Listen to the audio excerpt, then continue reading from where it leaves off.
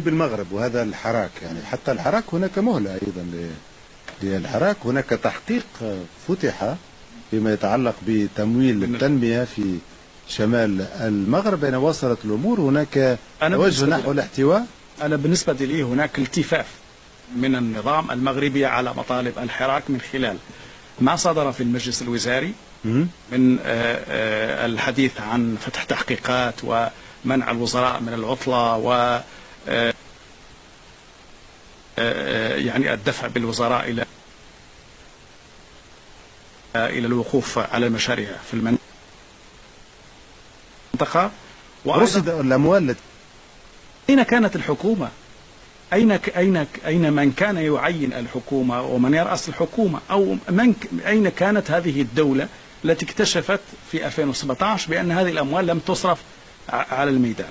والموضوع الآن ليس مرتبطا فقط بصرف هذه الميزانيات ووجود هذه المشاريع على المنطقة. الآن الموضوع انتقل إلى ما هو حقوقي، حيث الآن يعني هناك يعني اشتباكات تقريبا شبه يومية، هناك توتر في المنطقة، هناك اعتقالات، هناك مساجين، هناك أحكام قضائية قاسية، هناك عنف، هناك حتى في عيد الفطر يعني هناك شرارات تنتقل إلى مناطق أخرى من المغرب. إذن هنا الموضوع لم يعد فقط هو موضوع المشاريع التنموية، وشاهدنا كيف أن رئيس الحكومة خرج في تصريح يعني صمت رئيس الحكومة لفترة طويلة، وخرج بالأمس ليعتذر عما حدث في الحسيمة من اعتقالات. حتى موضوع سعيد شعو الذي اعتقل في هولندا، يعني بحسب مصدر من داخل لجنة دعم الحراك في أوروبا، أن هذا الاعتقال هو اتفاق مغربي هولندي من أجل تهدئة الأوضاع، يعني إخفاء سعيد شعو من المشهد والاحتفاظ به، حتى تسليمه إلى المغرب لن يتم في سنة إنما في سنوات. والآن مسلح حتى بمحامين أقوياء ومشاكسين في هولندا، على الأقل 3 محامين، وإخفاؤه واعتقاله بهذه الطريقة هو من أجل يعني مناورة مغربية هولندية، من أجل يعني من أجل حفظ ماء وجه المغرب الذي استدعى سفيره، ولا يمكن أن يعود السفير إلا باعتقال شعو. وفعلا هذا ما تم باتفاق بين الطرفين، سيهدأ موضوع شعو وسنطوي هذه الصفحة، ولكن سنستمر في مراوغة الحراك من أجل أن يهدأ بطريقة يريدها المخزن، لأن سيكولوجية المخزن مبنية على ماذا؟ مبنية على أنه لا ينهزم في كل المواقف، لا ينهزم ولا يتراجع إلى الوراء، ولا يمكن له أن يستسلم للشارع مهما كانت عدالة مطالب الشارع، وأنه حتى إن سقط ضحايا فإن النظام يستمر في طيب، ولكن لدي سؤال لك فيما يتعلق بالحراك في الحسيمة. وحراك مجتمع مدني حراك. نعم. يعني أنت لم تفاجئ بما حصل مثلا لجريدة الوسط البحرينية؟ مجرد الحديث على الحسيمة تسبب لها فيما تسبب لها. لا، شوفوا، جريدة الوسط موضوعها ليس الحسيمة، والكل يعرف. لا خاصة، لا، من بين الأشياء الحسيمة. من بين الأشياء الحسيمة، ولكن معروف بأن جريدة الوسط يعني كانت الحكومة البحرينية تحاول أن تجد لها، يعني أنت تعرف جريدة الوسط هي من أكثر الصحف التي تنتقد ما يحدث في البحرين، ويعني وحظيت برعاية ملكية، يعني الملك أعطاها هذه الحرية، أعطاها هذا السقف. ولكن وصلنا إلى مرحلة الآن في البحرين يريدون إقفال كل الملفات، يعني من أهم الملفات التي كانت تحرك الموضوع البحريني جريدة الوسط وما كانت تنشره. وموضوع الحسيمة أنا أعتقد بأنه موضوع أدخل أو أقحم من أجل إغلاق هذه. كل هذا ما جاء في بيان الجريدة. عموما هذا هو. ولكن أنا لدي فقط ملاحظة صغيرة على النظام المغربي. صراحة هو النظام المغربي عودنا بأنه نظام ملكي مختلف تماما عن كل الملكيات الموجودة في الوطن العربي. ملكية دستورية تقصدين؟ ملكية دستورية حاولت التأقلم أو استطاعت التأقلم مع كل العواصف التي هبت على المنطقة، وربما آخرها كان الربيع العربي وكيفية مراوغة. يعني أنت تسميها مراوغة، أنا أسميها ربما بطريقة أكثر استطاعت التأقلم. يعني أعطت الحكومة للأخوان المسلمين، حاولت. أنا ما فاجأني بالفعل أنه الحراك السلمي الذي استمر لعدة أشهر تم يعني الوقوف أمنيا بهذا الشكل؟ يعني لماذا لم يتم الوصول إلى حل أفضل؟ يعني أنا متعودة من النظام من النظام المغربي أن يكون هناك نوع من التفاوض، أن يكون هناك يعني لماذا الآن اختارت الحكومة المغربية، لماذا في هذا التوقيت اختارت الحكومة المغربية أن تستخدم الحل الأمني الذي لم يثبت أي جدوى في أي دولة عربية؟ يعني كل الدول العربية التي استخدمت الحل الأمني بقيت الأمور فيها معلقة أو مكتومة أو بشكل ما أو بآخر رماد، يعني رماد تحت أو نيران تحت الرماد، واحتمال أن تندلع في أي لحظة في أي. لماذا لم تستخدم الحكومة المغربية أسلوبا آخر؟ هذا هو سؤالي تحديدا. ليس هذا لأن منطقة الحسيمة وكل المنطقة في الشمال لها خصوصيات معينة، ليس يعني على المستوى على مستوى تركيبة المجتمع تقصد، على مستوى تركيبة المجتمع، على المستوى المطالب. يعني كانت بالفعل هي منطقة فقيرة جدا، هي مطالبهم صحيحة، ولكن كمان هن مجموعة من الأمازيغيين هن كمان يؤكدوا على هذه الخصوصية. كمان يمكن في شيء وراها كمان، يعني وراء الحراك هذا ما ممكن انه أليس عفو يعني انا مثلا اذا ضربنا مقارنه بالبداية ممكن يكون عفوي، لانه في الاصل قضية هذا الصياد اللي وقفوه لأنه عم يبيع أسماك ممنوعة. ألا يذكرك بما حدث في درعا مثلا في 2011؟ اسمحي لي بس لكمل الجملة. انه طلبوا منه انه اخذوا كل كانوا يسمحون له دائما، وهو رمى بنفسه. يعني الحقيقة انه كانت هي أنا بعتقد إنه هذا إنه هو الذي أيضا يعني قتل نفسه، هو الذي قتل نفسه يعني.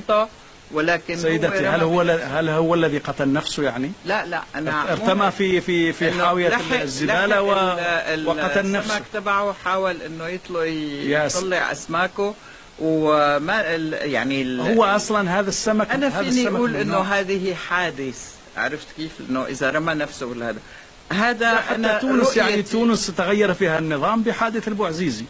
يعني لا يمكن أن نقول بأنه بس يعني حادث البوعزيزي اليوم لما بترجع على القرية اللي كان فيها البوعزيزي كل الناس إنن ضده وإنن بيلاقوا تماما. لا أنا لا أتحدث عن تداعيات ما بعد حرق البوعزيزي لنفسه. أنا أتحدث أنه يعني كانت ليست أول حالة. لماذا الآن يعني لماذا لا يفتح حوار مع المحتجين؟ لماذا يعني الزج بهم في السجن ولا يفتح معهم حوار؟ أنا عم حاول أفهم، يعني عم فكر على صوت عالي، عم حاول أفهم. أنا ما عندي أي تقييم للوضع، أنا عم حاول أفهم من خلال الأحداث، سلسلة الأحداث ومتابعتها، وعم حاول حلل. يعني أنا ما عندي معلومات خاصة ولا عندي معلومات استخباراتية معينة ولا عندي أي شيء، لكن بقدر ما هو عم حاول إنه استنتج ضمن الوضع. عم نشوف ولكن بنقول لك يعني انه النظام يتحدث عن انه لا بد من حماية هيبة الدولة، وهيبة الدولة بالنسبة لي يعني انا يعني شخصيا انه هذه هيبة الدولة عندها اشكال متعددة، ليست فقط يعني في استعمال العنف. هيبة الدولة ايضا في فتح حوار، في ايضا في الزج بالمسؤولين الذين اختلسوا الميزانيات في السجون، بدل يعني البحث عن شعو في هولندا. لماذا لم يعتقلوا مدراء المؤسسات العمومية الذين يختلسون ملايير؟ لماذا لم يعتقلوا هؤلاء الوزراء الحاليين في الحكومة؟ لماذا يعني كشفنا في حادثة، يعني في شخص الآن يتاجر في العفو الملكي، كتبنا مقالا عنه ليلة أمس، ولا أعتقد أنه سيتحرك التحقيق من أجل اعتقاله في أكادير، لأنه يعني هذا الشخص تحول إلى ملياردير. وهناك يعني مجموعة من الحالات، هناك استعمال العنف ضد المعطلين، هناك ملف الأساتذة المتدربين الذي لم يحل، هناك الأطباء والصيادلة، هناك كثير من الحالات التي لم تحل، مناجم خنيفرة التي لا زال المعتصمون في المناجم. يعني هيبة الدولة تقتضي أننا نستمر في ختام الحلقة. أعتقد لم يتبقى الوقت الكثير، ولكن فعلا الأنظمة العربية لم تتعلم الدرس نهائيا، يعني لم تتعلم الدرس نهائيا. يريدون أن يتعاملوا مع الشعوب كما تعاملوا معها قبل 2011. لا يعرفون بأن الدنيا قد تغيرت بعد العام 2011. هناك أسلوب جديد. حسنوا من الأنظمة، افتحوا مجال للحوار، افتحوا مجال للإصلاح. لا يمكن أن تمر الأمور كما كانت قبل. هذه هي المشكلة لدى كل الأنظمة العربية التي تعتبر بأنها تمكنت أو انتصرت في جولة الربيع. لكن العقلية الملكية افترض أن تكون مختلفة لا عن بقية. يعني أنا أعول على الملكية المغربية بأنها تكون مختلفة. يعني لاحظنا حتى في موقفها من أزمة الخليج الملكية الأخرى لا كانت أنظمة، يعني لكل نظام صراحة، لكل نظام له حالة خاصة. يجب الواحد فعلا أن يجلس ويفتح ملف على حدة. ولكن النظام المغربي بعد ما قلت الأنظمة العربية كلها عندما تحدثت بهذه الطريقة ستواجه نفس التهمة، التخوين، لأنك إما معنا أو ضدنا. يعني هذه مع الأسف الشديد، يعني مع الأسف الشديد هذه هي الحقيقة. يعني ولكن نلاحظ أنه حتى تجيش الإعلام لاحظنا، يعني يكفي أن يكون ضميرك مرتاحا وأنت تتحدث. أنه إعلامي مثلا في أوروبا الآن يوجه بالتليكوموند، يعني الليلة يخرج بفيديو مع الحراك، بعد 3 أيام تأتيه الإشارة أيضا ليتحدث بطريقة أخرى، ويورد فيديوهات قديمة جدا وينسبها إلى أن هناك يعني اعتداء على الشرطة، وهذا الذي يزيد الأمر احتقانا. يجب الفتح الحوار إذا كانت الدولة مقتنعة بأنها على صواب، يجب أن تفتح. أعتقد أن نتائج التحقيق سنعرفها بسرعة. لن تعرف نتائج التحقيق والله. الحديث عن فتح تحقيقات ومنع الوزراء من العطلة و يعني الدفع بالوزراء إلى الوقوف على المشاريع في المنطقة. رصد الأموال التي أين كانت الحكومة؟ أين من كان يعين الحكومة ومن يرأس الحكومة؟ أو أين كانت هذه الدولة التي اكتشفت في 2017 بأن هذه الأموال لم تصرف على الميدان؟ والموضوع الآن ليس مرتبطا فقط بصرف هذه الميزانيات ووجود هذه المشاريع على المنطقة. الآن الموضوع انتقل إلى ما هو حقوقي، حيث الآن يعني هناك يعني اشتباكات تقريبا شبه يومية، هناك توتر في المنطقة، هناك اعتقالات، هناك مساجين، هناك أحكام قضائية قاسية، هناك عنف، هناك حتى في عيد الفطر يعني هناك شرارات تنتقل إلى مناطق أخرى من المغرب. إذن هنا الموضوع لم يعد فقط هو موضوع المشاريع التنموية، وشاهدنا كيف أن رئيس الحكومة خرج في تصريح، يعني صمت رئيس الحكومة لفترة طويلة، وخرج بالأمس ليعتذر عما حدث في الحسيمة من اعتقالات. حتى موضوع سعيد شعو الذي اعتقل في هولندا، يعني بحسب مصدر من داخل لجنة دعم الحراك في أوروبا، أن هذا الاعتقال هو اتفاق مغربي هولندي من أجل تهدئة الأوضاع، يعني إخفاء سعيد شعو من المشهد والاحتفاظ به، حتى تسليمه إلى المغرب لن يتم في سنة إنما في سنوات. والآن مسلح حتى بمحامين أقوياء ومشاكسين في هولندا، على الأقل 3 محامين، وإخفاؤه واعتقاله بهذه الطريقة هو من أجل يعني مناورة مغربية هولندية، من أجل يعني من أجل حفظ ماء وجه المغرب الذي استدعى سفيره، ولا يمكن أن يعود السفير إلا باعتقال شعو. وفعلا هذا ما تم باتفاق بين الطرفين، سيهدأ موضوع شعو وسنطوي هذه الصفحة، ولكن سنستمر في مراوغة الحراك من أجل أن يهدأ بطريقة يريدها المخزن، لأن سيكولوجية المخزن مبنية على ماذا؟ مبنية على أنه لا ينهزم في كل المواقف، لا ينهزم ولا يتراجع إلى الوراء، ولا يمكن له أن يستسلم للشارع مهما كانت عدالة مطالب الشارع، وأنه حتى إن سقط ضحايا فإن النظام يستمر في طيب، ولكن لدي سؤال لك فيما يتعلق بالحراك في الحسيمة. هو حراك مجتمع مدني حراك. نعم. يعني أنت لم تفاجئ بما حصل مثلا لجريدة الوسط البحرينية؟ مجرد الحديث على الحسيمة تسبب لها فيما تسبب لها. لا شوفوا، جريدة الوسط موضوعها ليس الحسيمة والكل يعرف. لا خاصة، لا من بين الأشياء الحسيمة، من بين الأشياء الحسيمة، ولكن معروف بأن جريدة الوسط يعني كانت الحكومة البحرينية تحاول أن تجد لها، يعني أنت تعرف جريدة الوسط هي من أكثر الصحف التي تنتقد ما يحدث في البحرين، ويعني وحظيت برعاية ملكية، يعني الملك أعطاها هذه الحرية، أعطاها هذا السقف، ولكن وصلنا إلى مرحلة الآن في البحرين يريدون إقفال كل الملفات. يعني من أهم الملفات التي كانت تحرك الموضوع البحريني جريدة الوسط وما كانت تنشره. وموضوع الحسيمة أنا أعتقد بأنه موضوع أدخل أو أقحم من أجل إغلاق هذه. كل هذا ما جاء في بيان الجريدة. عموما هذا هو ولكن أنا لدي فقط ملاحظة صغيرة على النظام المغربي. صراحة هو النظام المغربي عودنا بأنه نظام ملكي مختلف تماما عن كل الملكيات الموجودة في الوطن العربي. ملكية دستورية تقصدين؟ ملكية دستورية حاولت التأقلم أو استطاعت التأقلم مع كل العواصف التي هبت على المنطقة، وربما آخرها كان الربيع العربي وكيفية مراوغة. يعني أنت تسميها مراوغة، أنا أسميها ربما بطريقة أكثر. استطاعت التأقلم يعني أعطت الحكومة للأخوان المسلمين، حاولت. أنا ما فاجأني بالفعل أنه الحراك السلمي الذي استمر لعدة أشهر تم يعني الوقوف أمنيا بهذا الشكل. يعني لماذا لم يتم الوصول إلى حل أفضل؟ يعني أنا متعودة من النظام المغربي أن يكون هناك نوع من التفاوض، أن يكون هناك يعني. لماذا الآن اختارت الحكومة المغربية، لماذا في هذا التوقيت اختارت الحكومة المغربية أن تستخدم الحل الأمني الذي لم يثبت أي جدوى في أي دولة عربية؟ يعني كل الدول العربية التي استخدمت الحل الأمني بقيت الأمور فيها معلقة أو مكتومة أو بشكل ما أو بآخر رماد، يعني رماد تحت أو نيران تحت الرماد، واحتمال أن تندلع في أي لحظة في أي. لماذا لم تستخدم الحكومة المغربية أسلوبا آخر؟ هذا هو سؤالي تحديدا. أليس هذا لأن منطقة الحسيمة وكل المنطقة في الشمال لها خصوصيات معينة، ليس يعني على المستوى على مستوى تركيبة المجتمع تقصد. على مستوى تركيبة المجتمع، على المستوى المطالب. يعني كانت بالفعل هي منطقة فقيرة جدا، هي مطالبهم صحيحة، ولكن كمان هن مجموعة من الأمازيغيين هن كمان يؤكدوا على هذه الخصوصية.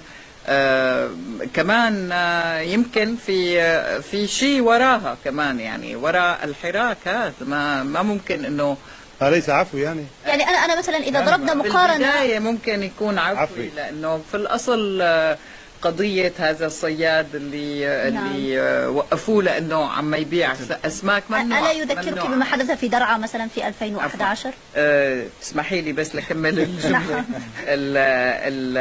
إنه طلبوا منه إنه أخذوا كل كانوا يسمحون له دائما، وهو رمى بنفسه. يعني الحقيقة إنه كانت هي أنا بعتقد إنه هذا إنه هو الذي أيضا يعني قتل نفسه، هو الذي قتل نفسه يعني. ولكن سيدتي هل هو الذي قتل نفسه يعني؟ لا أنا ارتمى في حاوية الزبالة وقتل نفسه. السمك تبعه حاول إنه يطلع أسماكه، وما يعني هو أصلا هذا السمك، أنا فيني أقول إنه هذه حادث. عرفت كيف؟ إنه إذا رمى نفسه ولا هذا أنا تونس يعني تونس تغير فيها النظام بحادث البوعزيزي.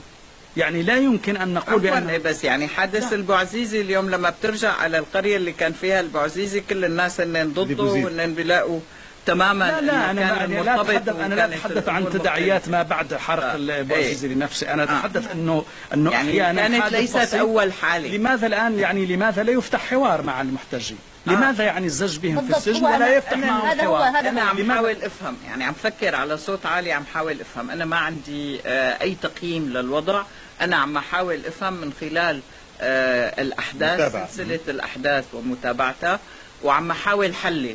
يعني أنا ما عندي معلومات خاصة ولا عندي معلومات استخباراتية معينة ولا عندي أي شيء، لكن بقدر ما هو عم حاول إنه استنتج ضمن الوضع. عم نشوف ولكن بنقول لك يعني انه النظام يتحدث عن انه لا بد من حماية هيبة الدولة. وهيبة الدولة بالنسبة لي يعني انا يعني شخصيا انه هذه هيبة الدولة عندها اشكال متعددة، ليست فقط يعني في استعمال العنف. هيبة الدولة ايضا في فتح حوار، في أيضا في الزج بالمسؤولين الذين اختلسوا الميزانيات في السجون، بدل يعني البحث عن شعو في هولندا. لماذا لم يعتقلوا مدراء المؤسسات العمومية الذين يختلسون ملايير؟ لماذا لم يعتقلوا هؤلاء الوزراء الحاليين في الحكومة؟ لماذا يعني كشفنا في حادثة، يعني في شخص الآن يتاجر في العفو الملكي، كتبنا مقالا عنه ليلة أمس، ولا أعتقد أنه سيتحرك التحقيق من أجل اعتقال في أكادير، لأنه يعني هذا الشخص تحول إلى ملياردير. وهناك يعني مجموعة من الحالات، هناك استعمال العنف ضد المعطلين، هناك ملف الأساتذة المتدربين الذي لم يحل، هناك الأطباء والصيادلة، هناك كثير من الحالات التي لم تحل، مناجم الخنيفرة التي لا زال المعتصمون في المناجم. يعني هيبة الدولة تقتضي أننا نستمر في ختام الحلقة. أعتقد لم يتبقى الوقت الكثير، ولكن فعلا الأنظمة العربية لم تتعلم الدرس نهائيا، يعني لم تتعلم الدرس نهائيا. يريدون أن يتعاملوا مع الشعوب كما تعاملوا معها قبل 2011، لا يعرفون بأن الدنيا قد تغيرت بعد العام 2011. هناك أسلوب جديد حسنوا من الأنظمة، افتحوا مجال للحوار، افتحوا مجال للإصلاح. لا يمكن أن تمر الأمور كما كانت قبل. هذه هي المشكلة لدى كل الأنظمة العربية التي تعتبر بأنها تمكنت أو انتصرت في جولة الربيع. لكن العقلية الملكية افترض أن تكون مختلفة لا عن بقية يعني أنا أعول على الملكية المغربية بأنها تكون مختلفة. يعني لاحظنا حتى في موقفها من أزمة الخليج الملكية الأخرى لا كانت أنظمة، يعني لكل نظام صراحة، لكل نظام له حالة خاصة. يجب الواحد فعلا أن يجلس ويفتح ملف على حدة، ولكن النظام المغربي يعني ما قلت الأنظمة العربية كلها إذا تحدثت بهذه الطريقة ستواجهين نفس التهمة، التخوين، لأنك إما معنا أو ضدنا. يعني هذه مع الأسف يعني مع الأسف الشديد هذه هي الحقيقة. يعني ولكن نلاحظ أنه حتى تجيش الإعلام، لاحظنا يعني يكفي أن يكون ضميرك مرتاحا وأنت تتحدث. أنه إعلامي مثلا في أوروبا الآن يوجه بالتليكوموند، يعني الليلة يخرج بفيديو مع الحراك، بعد 3 أيام تأتيه الإشارة أيضا ليتحدث بطريقة أخرى، ويورد فيديوهات قديمة جدا وينسبها إلى أن هناك يعني اعتداء على الشرطة، وهذا الذي يزيد الأمر احتقانا. يجب الفتح الحوار. إذا كانت الدولة مقتنعة بأنها على صواب يجب أن تفتح. أعتقد أن نتائج التحقيق سنعرفها بسرعة. لن تعرف نتائج التحقيق والله، ولن يتغير شيء حتى مع نتائج التحقيق، وأكد لك من اليوم، لأنه ليس هناك أي تحقيق في المغرب. اعطيني تحقيق واحد يعني تم حتى التحقيق الذي يأمر به الملك، حتى الذي أمر به الملك، كل التحقيقات التي أمر بها الملك لا نعرف نتائجها. ولكن هناك أحكام. وين هو التحقيق في مقتل المحسن الفكري؟ أين هو التحقيق في السمك أيضا صدرت بحقهم أحكام، لكن يعني ضحوا بالصغار وتركوا الكبار. الشكر في الختام للزميلة إيمان الحمود، الزميلة أيضا أيسر ميداني، والزميل محمد راضي الليلي. برامجكم بالعربية والفرنسية والإنجليزية متواصلة على فرنسا 24. ابقوا معنا.